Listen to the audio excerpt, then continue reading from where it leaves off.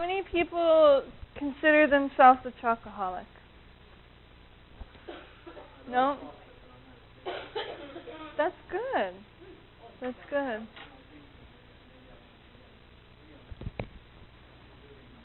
And what about dark chocolate compared to milk chocolate? Only dark? Good. Okay, so I'm going to talk about, there's been a lot of research done on chocolate, so I'm going to talk about a lot of the benefits. I'll start by talking how did chocolate get a bad rap. And the main reason why is because the chocolate that most people are familiar with, that are on all the shelves in all the grocery stores, it tends to be laden with a lot of other different ingredients. Chocolate is really the most minimal ingredient in it. It's primarily sugar and milk solids, so I'll use an example of the Snickers bar. These are the ingredients. And I admit that when I was younger, before I knew the benefits of real chocolate, this would be my go-to. So, I mean, look at all of these ingredients. Sugar.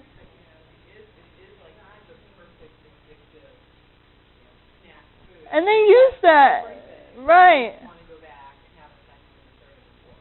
And they actually use that in their advertising, right? They,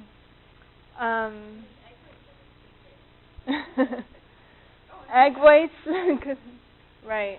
But I mean, look at all the sugar.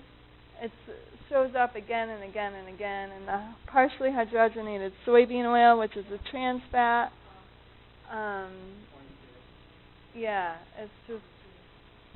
And how many grams of sugar do you think is in a Snickers bar? 27 grams. So if you think about that, 4 grams of sugar is a teaspoon. So 27 grams, that's what, almost 7 teaspoons of sugar? Okay, so what constitutes healthy chocolate? It's made with cacao and cocoa, the powder, that is cacao that's roasted and ground.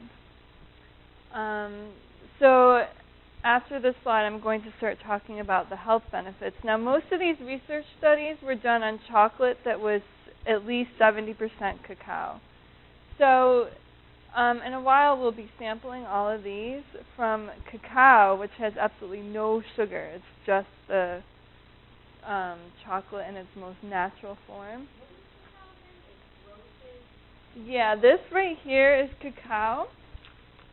This is what the foundation of chocolate is. It's made from this bean called cacao. And then, like when you have hot cocoa, without all of the sugar and everything, that is cocoa, which is basically just roasted and ground cacao. Yeah? It's raw. It's completely raw, right. Right. And so most of these studies were done on chocolate that was at least 70%. And what that means is that 70% of the chocolate bar is cacao, and the rest is sugar. It might have some milk solids, but it's nothing compared to that Snickers bar with sugar and everything coming before the cacao. So when you look at a chocolate bar, the chances are it will have some sugar. Just make sure it's not one of the first ingredients. Make sure cacao is the first ingredient. And I would say for a 1 to 1.5 ounce serving to make sure it's 10 grams or less. And you'll notice the darker the chocolate, the less sugar it's going to have. For example, this is 85%, and it has 8 grams of sugar per serving. Whereas we'll come all the way down here to 53% chocolate, and this has 12 grams of sugar. So.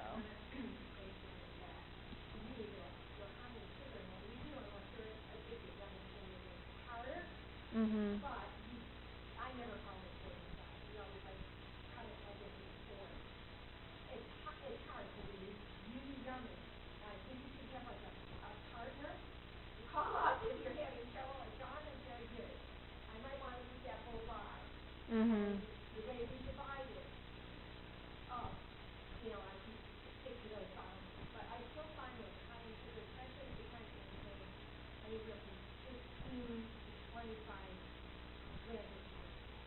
Right. And I mean, right. The thing is to just, I mean, the great thing about chocolate is that you can really savor it. You know, if you just keep it in your mouth, especially the dark chocolates. But it's hard. And again, with this sugar, I mean, making sure it's organic, so it's not genetically modified. And all of these are organic selections.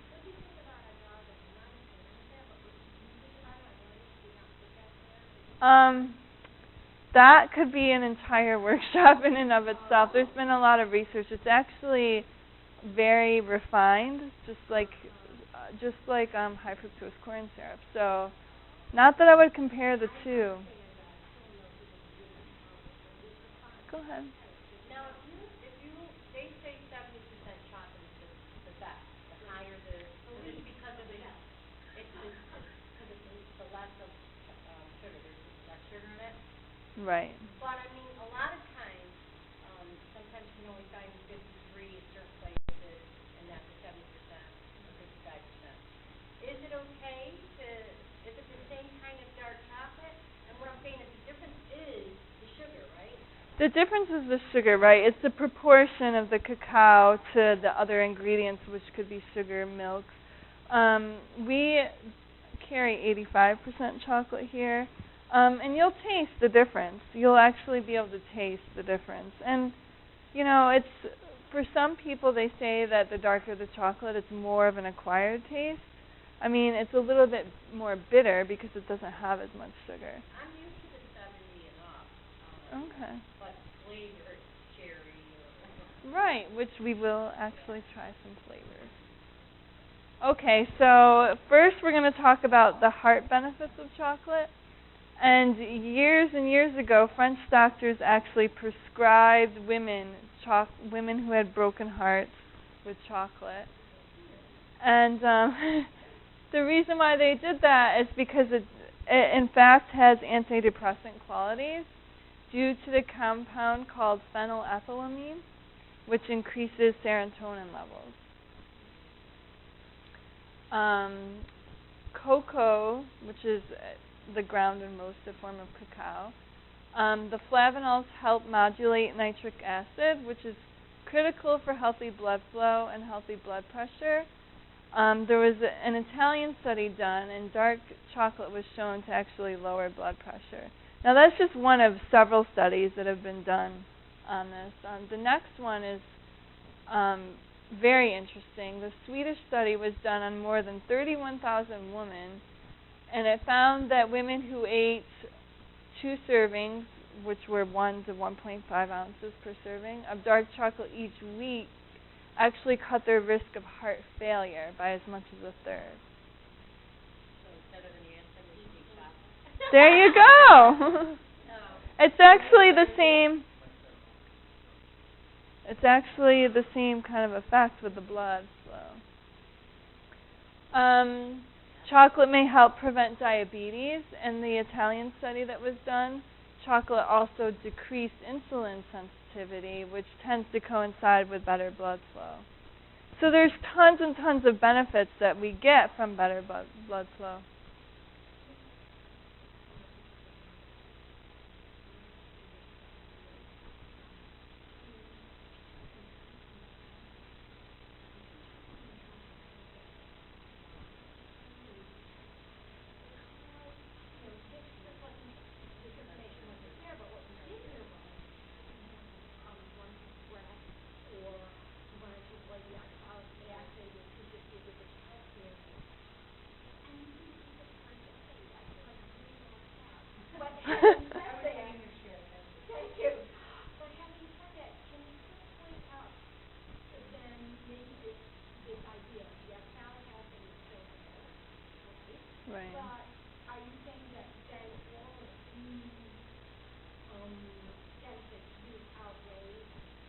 Oh, definitely outweigh. I mean, it's the same is true of spinach or chard. You know, those have oxalic acid. You know, there's that. You definitely reap more benefits than you do negative.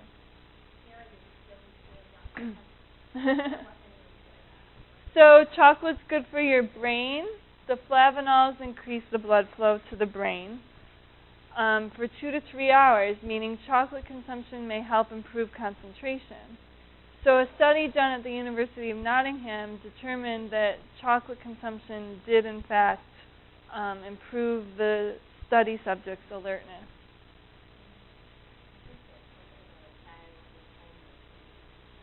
Yeah, there's been a few studies done on children as well.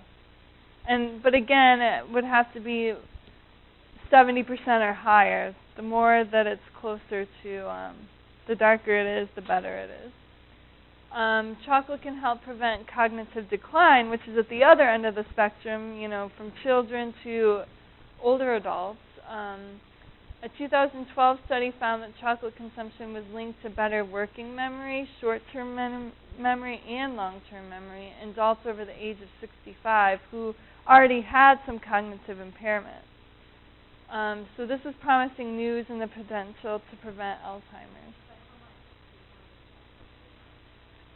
How much what? Oh, again, it was, most of these studies involve consuming at least 1 to 2 servings of, a week. Right. Right. Again, keep in mind this is not consuming chocolate every day. It's usually 1 to 3 times a week.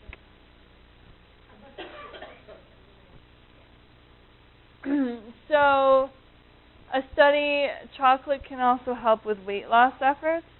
Now, there's many, many reasons for this, but according to this study, the reason for it being that it improves feelings of satiety and lessened cravings for sweet, salty, and fattening food. But again, that's where the importance comes of savoring it. It doesn't mean have, 3 chocolate bars and then you're going to lose weight. We do have to keep in mind that there's a high saturated fat content in chocolate as well. So it's about taking, a piece of one of these chocolate bars and really savoring it. So chocolate is good for your skin. How many people knew that? The flavonols that improve your blood flow, that quality helps your skin. It protects it from UV damage. It fights free radicals.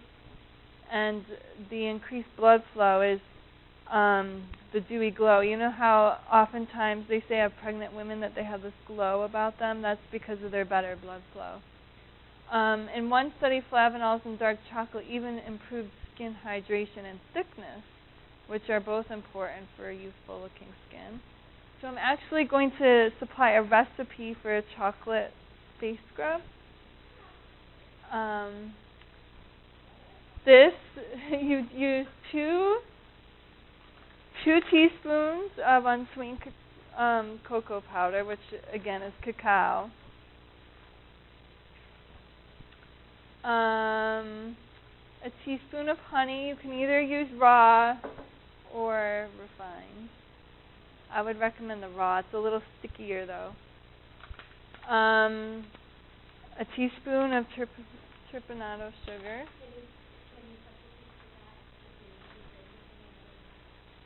You don't, any kind of coarse sugar. So if you have, like what? A raw sugar would work. It's got to be coarse. And then a teaspoon of grapeseed oil. You can use olive oil or any type of oil, but a lot of research has been done on grapeseed oil for the skin. So you might notice some of our, like our Enhanced Beauty line, you'll see grapeseed oil in the ingredients. So you just combine all the ingredients and you apply it to freshly washed skin and massage it for 30 seconds.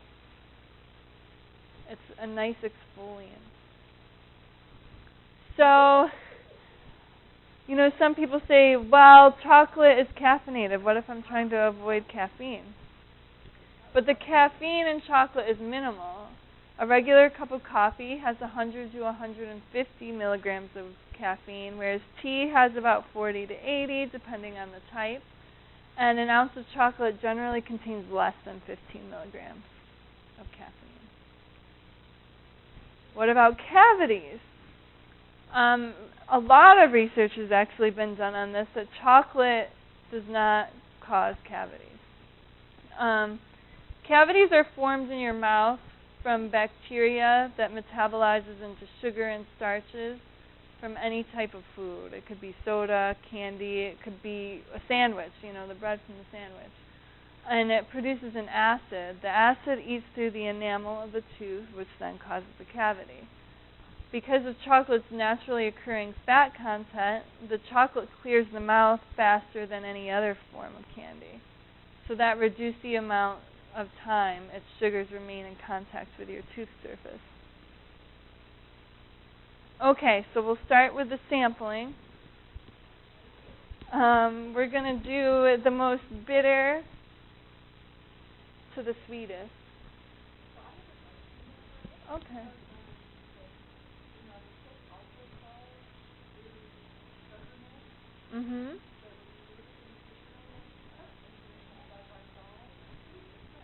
Right, the Navitas, if you look at the Navitas, it'll say sweetened cocoa nibs.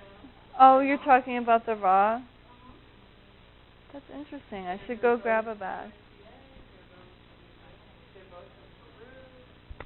Let me go grab a bag of the Navitas. If you would like to pass out these, and I'll go grab the Navitas. I'll be right back with the Navitas. I have a feeling it might have to do with serving size.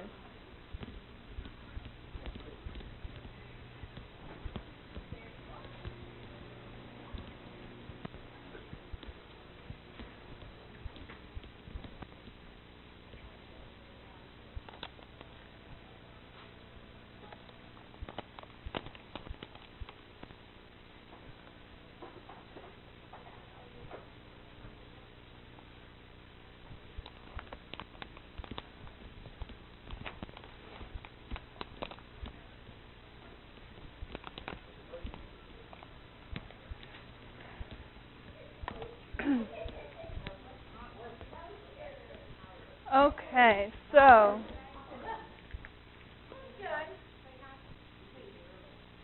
yeah, it is. The difference is that the Navitas has a cocoa liquid, a liqueur added. It's not just the yeah. Oh really? Oh.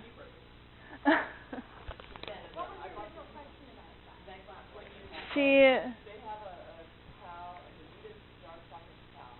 It's unsweetened, and the nutritional information is markedly different. Really? Yeah. Markedly different.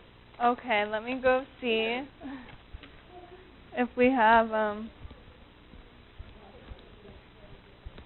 it's nibs, it's not beans.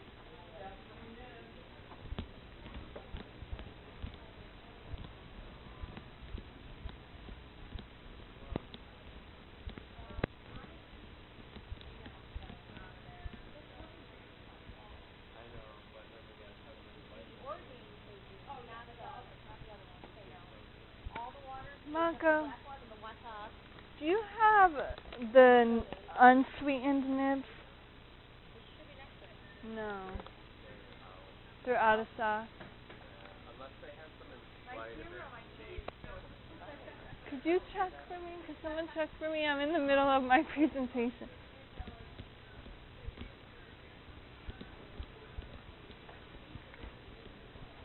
Okay, so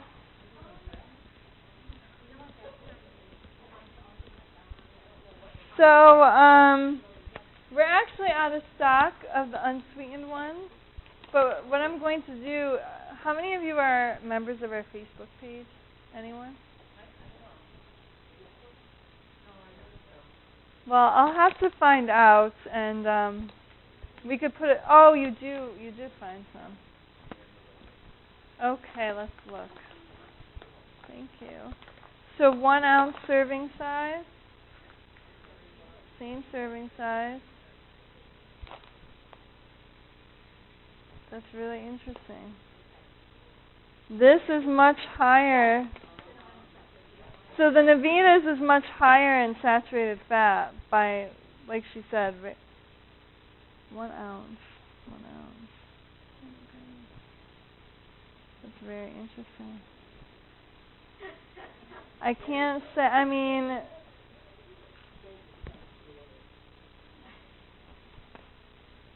buy my Navitas because I figured the truth is probably halfway between both of them. right. No, it's probably true. It's cheaper. I mean, it's a lot Right. cheaper. I can do some research on this and get back to you guys. That's very interesting. I mean, because literally the Terra Amazon versus the Navitas, it's half. It's half the amount of saturated fat and total fat.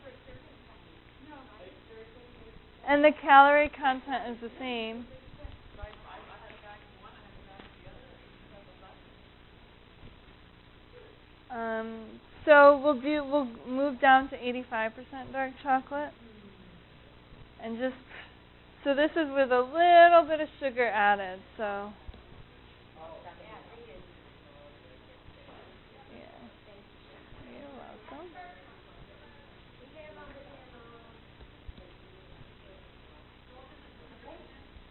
That was 100% cacao. You're welcome. There you go.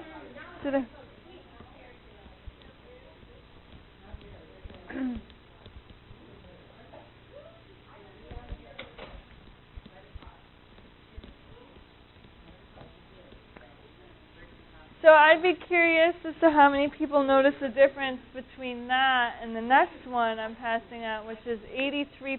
So it's only a 2% difference. And this is, yeah. So this is, the interesting thing about this particular chocolate, the Sacred Heart, is that it's sweetened with maple sugar. So it's very different.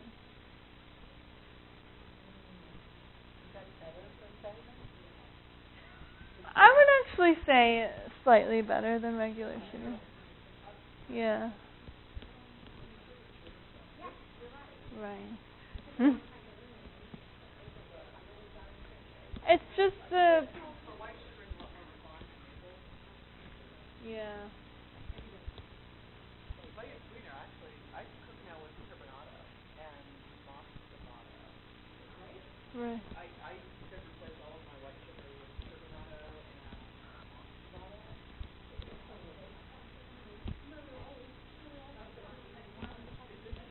That's 83%.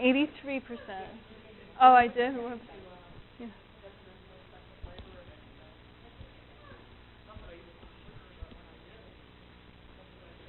Okay, we're moving. You don't like the maple sugar? Okay, so this is 75%. That's 83%. Oh, you didn't?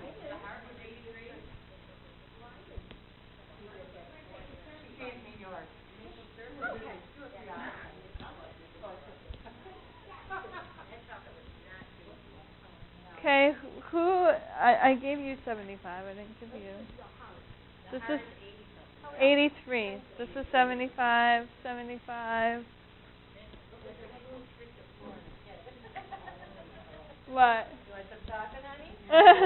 75, 75. Yeah, yes, he's right. The heart, the Sacred Heart is raw. You like that? The 75? Keep that in mind. So, for most people, the sweeter we get, the less dark we get, the less bitter it is. People tend to like it. But if you like 75, that should be your threshold. Okay, this is 70. What do you think about chocolate covered dark chocolate covered raisins? Raisins are actually very bad for your teeth.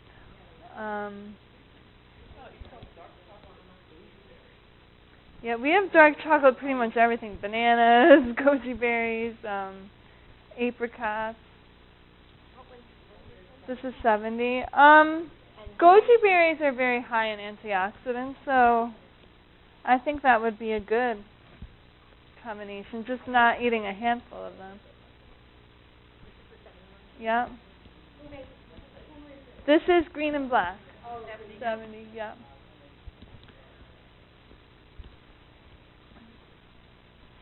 So everything up here again is organic. How many people have tried the Fearless chocolate? This is my personal favorite. Right. That was the 75. No, this is the raw. Right. You just had 70%, which was green and black. The one prior to that was Fearless. Yeah. Now, this is a new chocolate brand. Has anyone tried the Cho chocolate? Cho. Tcho, but it's Cho. I don't know too much about this company. They're new. And it's all certified fair trade and organic. So, it's not from China. It's actually a Peru. But you'll notice they add a little bit of flavoring to it. So this one's a fruity one. And it's 68% cacao.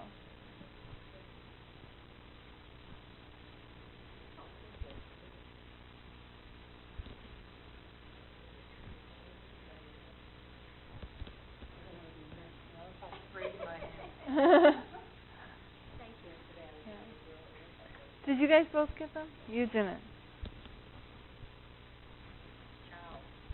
Cho.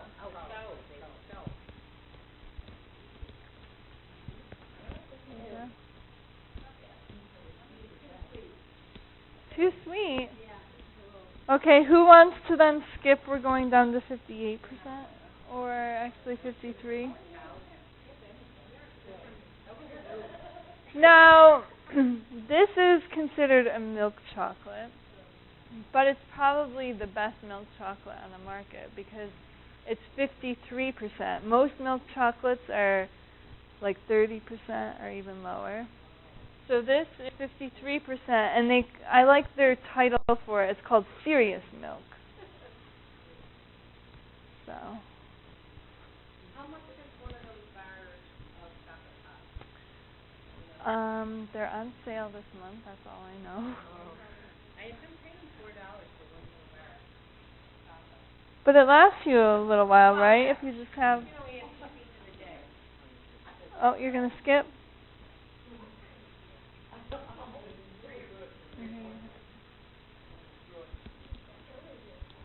Okay, but... What did I do with my little remote? How many people liked it? Yeah, I like it too.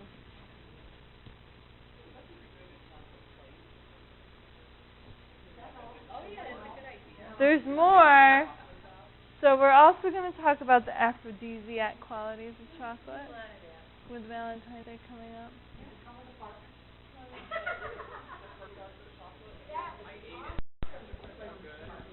This one?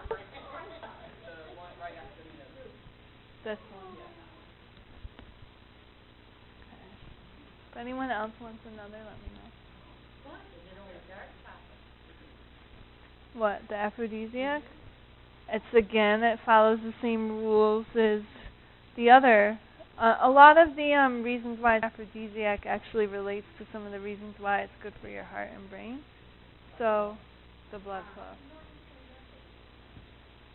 So, the phenylethylamine, which I talked about, it stimulates the pleasure centers of the brain. And it also has a compound called anandamide, which produces a sense of euphoria.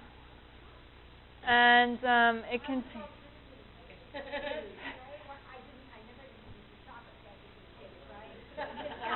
a good thing. So, the NAEs slow the breakdown of the anandamide, which prolongs the effect. So they work really well together. What are those, though? NAEs, it's a natural compound of. So we'll talk about some combinations, and you'll get to taste them. Hold on one second, because I'm actually having the cafe bring in some samples. Thank you. You're welcome.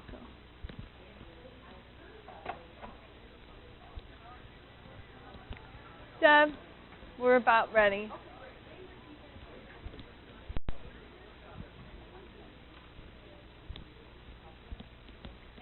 So, chili peppers are also an aphrodisiac, so chocolate chili pepper combination.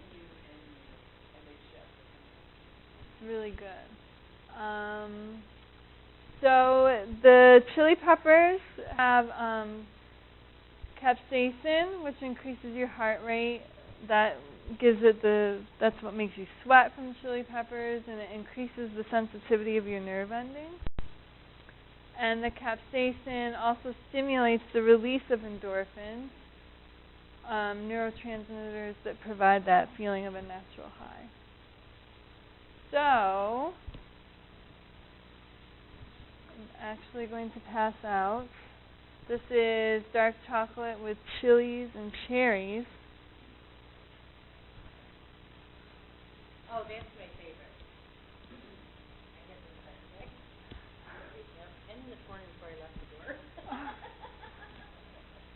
I think you are definitely a chocoholic. Anyone?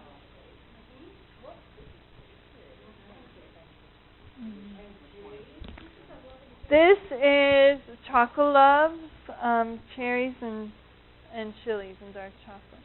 Now this is 55% dark chocolate, so it's yeah. Yep.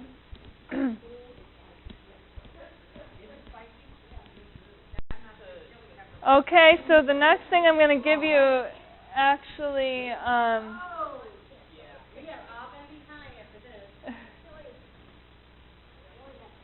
I'm passing around one of each of the bars. Yeah. So the next thing, you think that's hot. These, have anyone ever had Emmys? They're little coconut macaroons.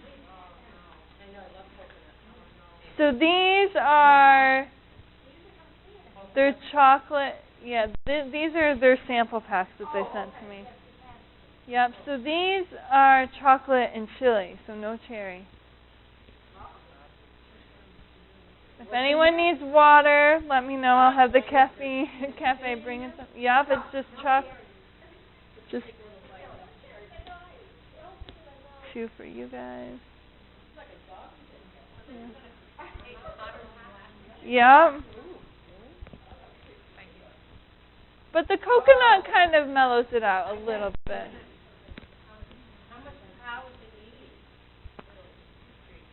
Again, it's about the same, 55 to 60%. So, you guys already tried the cherry, but cherries are said to stimulate pheromone production. Plus, they provide potassium, which is required for sexual hormone production. Okay, so some more combinations, and I'll give you guys a recipe for a shake that's really good. Maca. Has anyone tried maca before? Yeah. It's good for energy, but it also increases libido. Raspberries and strawberries are known to be aphrodisiacs, and it's more about the shape and texture than it is the nutritional qualities. Bananas, the potassium helps again with sexual hormone production, and it also contains chelated minerals and the bromelarized enzyme, which are said to increase male libido. So here's a recipe. You take a cup and a half of unsweetened almond milk, and you take 2 tablespoons of cacao powder. Then you take a handful of frozen cherries, a handful of frozen raspberries, a chopped banana, and you blend them, and you add and you add a pinch of cayenne pepper, and you sweeten it to taste with stevia. Have you guys used stevia at all? I grew Okay. it. You did? Huh? Wonderful. So this is that the Mexican hot chocolate? So again, this is a pepper. The Mexican hot chocolate. It has cayenne, cacao, Mexican, onion cinnamon, yeah, it's very tasty. We make it ourselves. I don't know if it's something like this. Okay. Sure. Thank you. Everyone got to try one?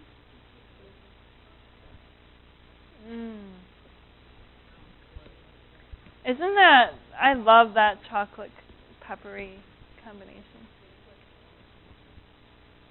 Okay.